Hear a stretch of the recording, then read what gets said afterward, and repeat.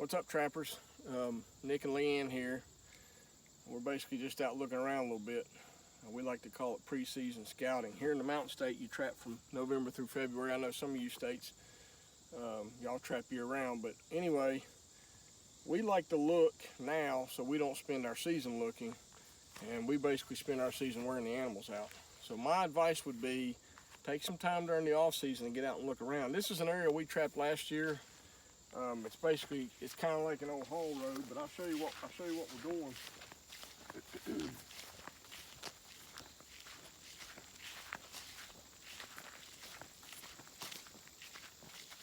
We came in here last year, and there's a little area right there. We ended up catching a couple coyotes, so that's the only set we made here. Well, what happened was we got a big snow, and Leanne and I came in here and looked around, and this is actually the hot spot.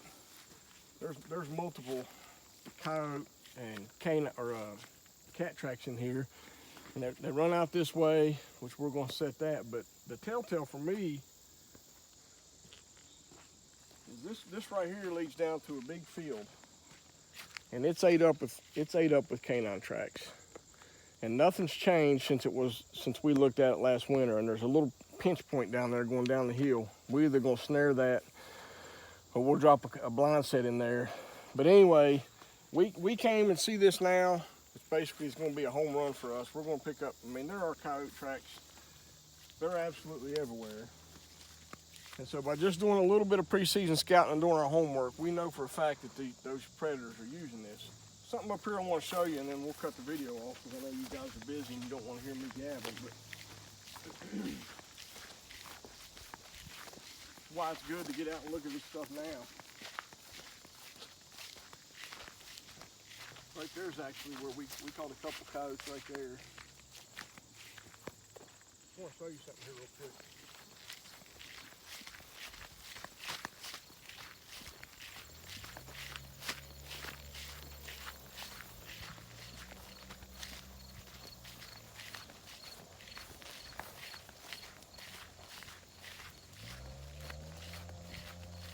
I think we might have passed it. Oh, what are you looking for? Oh.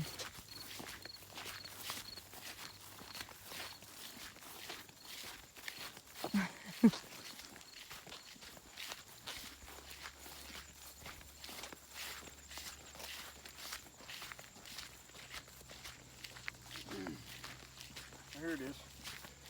I want you to look, if she can zoom in there. You got this here. You got another one right there. You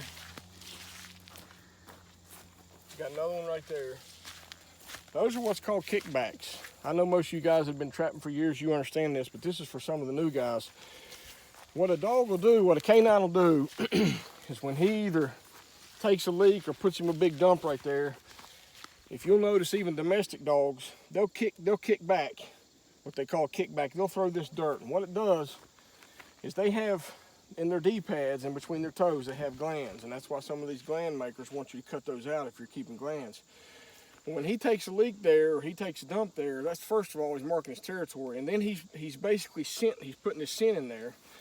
And what I like about this is there's multiple kickbacks, which means to me, not always, but I think there's probably multiple animals, multiple canines when they're coming through here. These coyotes are taking a leak or they're taking a dump, and then they're kicking back, and they're all kind of marking their territory. So what they're doing is saying, hey, this food source is mine, or this breeding area is mine. And what it tells me, and it tells Leanne as trappers, is we'll come in here, I've got it marked with a log, I threw that in there so 4 months from now, it'll still be there. We'll come in here and bet a trap in here and pick these critters up. One more thing I'm gonna show you, and then we'll cut the video off. That's what I thought we were going to first.